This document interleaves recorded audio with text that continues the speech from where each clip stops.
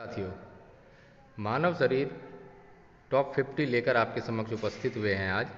इसमें पहला प्रश्न है, मानव शरीर की रचना से संबंधित निम्न में से कौन सा क्रम सही है? तो इसका सही जवाब है कोशिका, उत्तक, अंग, अंग प्रणाली एवं जीव। कोशिका से कुछ कोशिकाएं मिलकर उत्तक का निर्माण करती हैं, कुछ उत्तक मिलकर अंग का निर्माण करती हैं, फिर अंग आपस में मिल करके अंग प्रणाली का निर्माण करते हैं और अंग प्रणाली आपस में मिलके जीव का निर्माण करते हैं। तो ये सही क्रम होगा, ऑप्शन नंबर ए इसका सही जवाब है। दूसरा प्रश्न का है, मानव शरीर की सबसे छोटी हड्डी कौन सी है? तो सही जवाब है ऑप्शन नंबर सी, स्टेपीज मानव शरीर की सबसे छोटी हड्डी है। फिर हमारा तीसरा प्रश्न है आज का, मानव शरीर की सबसे मजबूत हड्डी कौन सी है?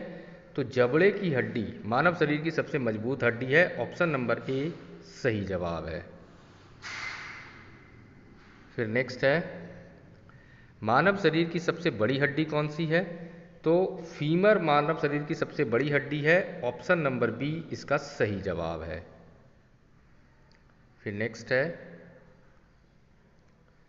मानव शरीर का सबसे कठोर तत्व कौन सा है? तो इनामेल, ऑप्शन नंबर बी इसका सही जवाब है। उम्मीद करता हूँ वीडियो आपको पसंद आ रही होगी, तो वीडियो को एक लाइक कर दें। जो लोग पहली बार चैनल पर आए हैं चैनल को सब्सक्राइब कर लें। जन्म के समय मानव के शरीर में लगभग कितनी हड्डियां या बोन्स होती हैं? तो ये 400 से 500 होती हैं, ऑप्शन नंबर बी इसका सही जवाब है।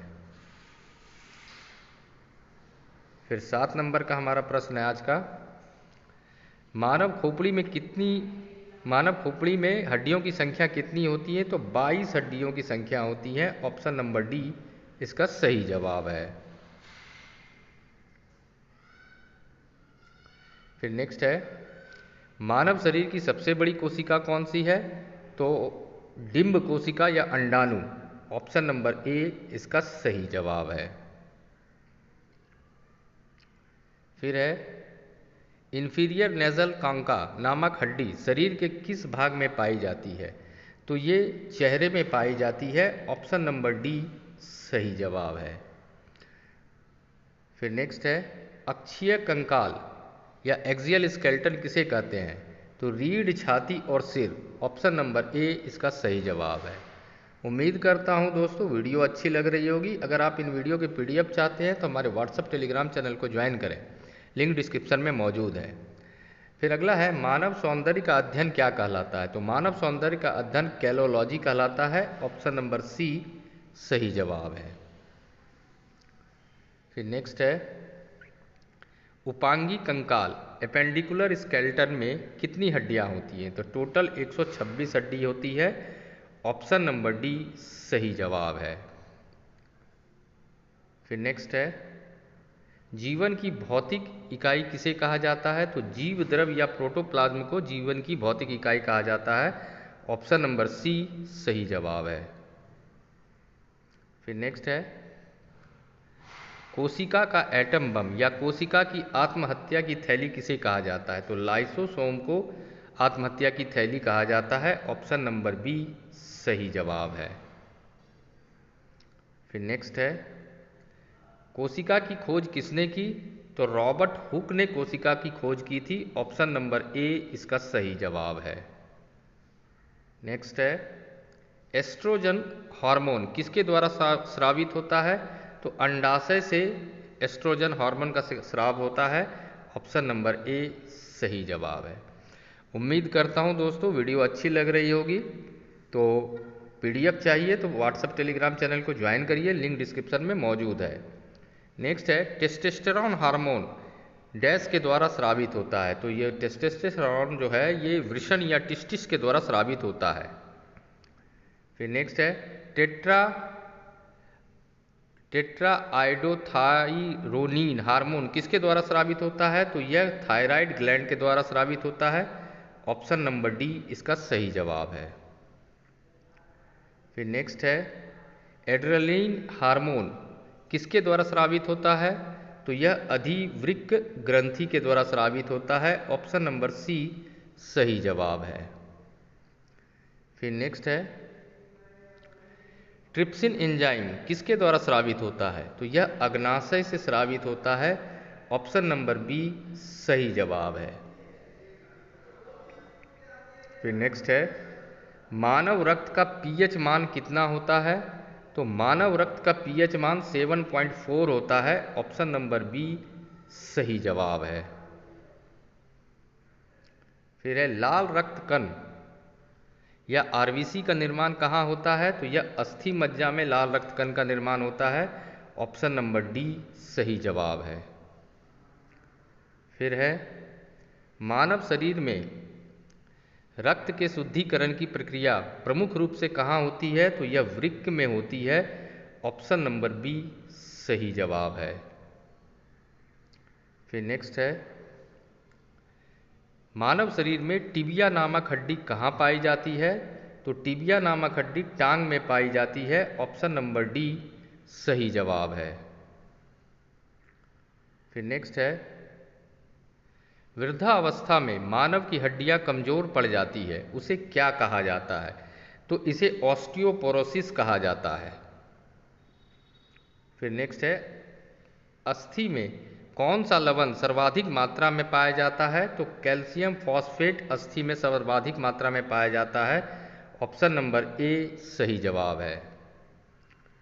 फिर नेक्स्ट है, अस्थियों, बोन्स और पेशियों को आपस में जोड़ने का काम कौन करता है? तो यह काम टेंडन करता है। ऑप्शन नंबर बी सही जवाब है। फिर नेक्स्ट है, मानव के जीवन काल में कितने दांत 2 बार विकसित होते हैं? तो कुल 20 दांत 2 बार विकसित होते हैं। ऑप्शन नंबर सी सही जवाब है। फिर नेक्स्ट है, मानव शरीर में पाचन का अधिकांश भाग किस अंग में संपन्न होता है? तो यह छोटी आंत में संपन्न होता है। ऑप्शन नंबर सी सही जवाब है। मलाशय के शीर्ष पर डैश होता है जो गुदा को खुलने और बंद करने में मदद करता है। तो यह इलियोसिकल वाल्व होता है जो कि गुदा को खुलने और बंद करने में मदद करता है। ऑप्शन नंबर ए सही जवाब है। फिर नेक्स्ट है, एक वयस्क मानव की पाचन नली लगभग कितने फीट लंबी होती है? तो यह लगभग 30 फीट लंबी होती है। ऑप्शन नंबर बी सही जवाब है।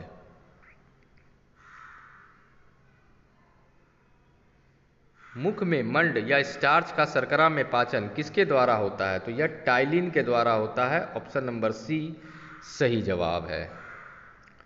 फिर नेक्स्ट है, मानव शरीर में एक अर्धविकसित अंग कौन सा है? तो यह अपेंडिक्स जो है मानव शरीर का अर्धविकसित अंग है। ऑप्शन नंबर डी सही जवाब है। फिर नेक्स्ट है, मानव शरीर में उस एंजाइम का नाम बताएं जो कार्बोहाइड्रेट को तोड़ने में मदद करता है। तो कार्बोहाइड्रेट को तोड़ने में एमाइलेज नामक एंजाइम मदद करता है। ऑप्शन नंबर ए सही जवाब है। फिर नेक्स्ट है, मानव शरीर में दुग्ध प्रोटीन को पचाने का काम कौन सा एंजाइम करता है? तो रेनिन दुग्ध प्रोटीन को पचाने का काम करता है। ऑप्शन नंबर सी सही जवाब है। पाचन क्षेत्र में भोजन के साथ मिलने वाला पहला एंजाइम निम्नलिखित में कौन सा होता है? तो एमाइलेज पाचन के स्टार्ट में सबसे पहले भोजन के साथ मिलता है। तो ऑप्शन नंबर बी सही जवाब है। फिर नेक्स्ट है, मानव के लार में कौन सा एंजाइम पाया जाता है? तो मानव के लार में टाइलिन पाया जाता है। ऑप्शन नंबर सी सही जवाब है। पेट में भोजन को पचाने के लिए निम्न में से किसकी प्रमुख रूप से आवश्यकता होती है? तो एंजाइम की आवश्यकता मुख्य रूप से होती है। ऑप्शन नंबर डी सही जवाब है।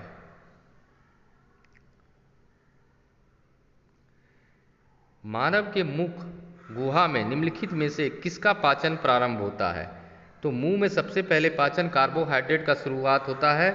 ऑप्शन नंबर सी सही जवाब है। फिर नेक्स्ट है, मानव शरीर में भोजन का रक्त द्वारा सर्वाधिक अवशोषण कहाँ होता है? तो यह छोटी आंत में सर्वाधिक अवशोषण होता है। ऑप्शन नंबर ए सही जवाब है। पचे हुए भोजन में मौजूद विषैले पदार्थ का कौन सा अंग चूषण करता है? तो लीवर यह काम करता है। ऑप्शन नंबर बी सही जवाब है। लाल रक्त कण आरबीसी का जीवन काल कितना होता है? तो ये आरबीसी का जीवन काल 120 दिन होता है। ऑप्शन नंबर ए सही जवाब है।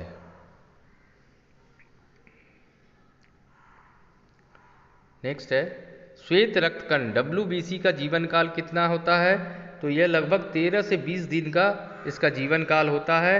ऑप्शन नंबर ए सही जवाब है। रक्त किसकी उपस्थिति के कारण लाल दिखाई देता है?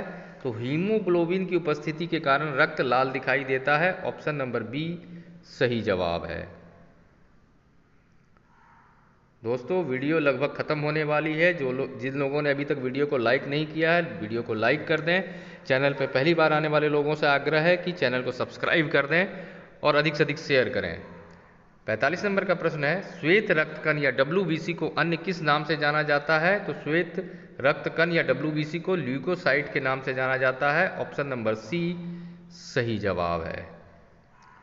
फिर नेक्स्ट है, लाल रक्त कण आरबीसी को अन्य किस नाम से जाना जाता है? तो लाल रक्त कण या आरबीसी को एरिथ्रोसाइट्स के नाम से जाना जाता है। ऑप्शन नंबर डी सही जवाब है।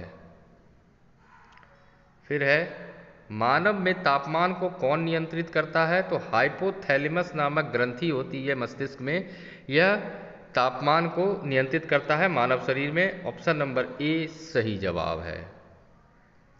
फिर है, सर्व रक्तदाता समूह या यूनिवर्सल डोनर किसे कहते हैं?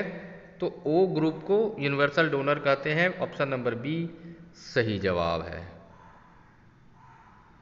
फिर नेक्स्ट है, सर्वग्राही रक्त समूह किसे कहते हैं? तो ए बी ब्लड ग्रुप को सर्वग्राही रक्त समूह कहते हैं। ऑप्शन नंबर सी सही जवाब है। फिर नेक्स्ट है, आरबीसी का कब्रिस्तान या ब्लड बैंक किसे कहा जाता है? तो प्लीहा को आरबीसी का कब्रिस्तान या ब्लड बैंक कहा जाता है। ऑप्शन नंबर सी सही जवाब है। तो उम्मीद करता हूँ वीडियो पसंद आई होगी। अंत तक वीडियो को देखने के लिए धन्यवाद। कल फिर आइएगा शाम को 5:30 बजे, आपको इसका पार्ट 2 वीडियो मिलेगा। धन्यवाद।